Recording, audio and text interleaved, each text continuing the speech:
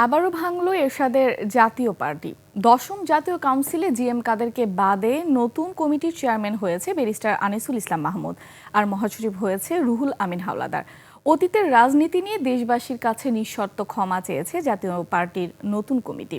জাতীয় পার্টির আরেক অংশের চেয়ারম্যান আনোয়ার হোসেন মঞ্জু বলেছেন, সরকার চালাচ্ছে বেসরকারি লোক। মানিক শিকদার রিপোর্ট।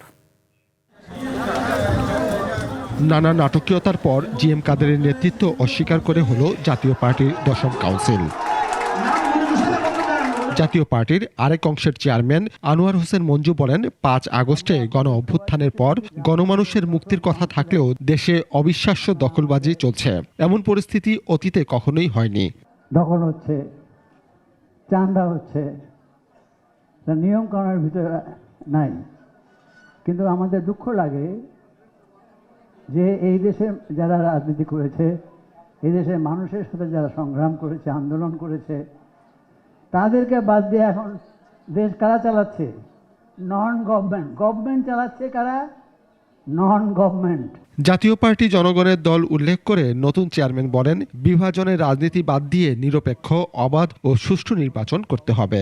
তারপরেও যদি জনগণ মনে করে আমরা কোনো অন্যায় করেছি, নিঃশর্তভাবে আমরা ক্ষমা চাচ্ছি। কারণ আমরা জনগণকে নিয়ে রাজনীতি করতে চাই, জনগণের মতামতকে সম্মান প্রদর্শন করতে চাই, জনগণকে নিয়েই চলতে চাই। জিএম কাদেরের স্বেচ্ছাচারিতার সমালোচনা করে বক্তারা নতুন জাতীয় পার্টিতে গণতন্ত্র চর্চা ও ঐক্যের আহ্বান জানান। দলের শাসকের সেই জন্মলগ্নে এই যে জাতীয় পার্টি বলেন, এইটা হচ্ছে জাতীয় পার্টি। সবাই জন্মলগ্ন থেকে এইখানে যারা বসে আছে তারা জাতীয় পার্টি। আপনি কোথায় ছিলেন?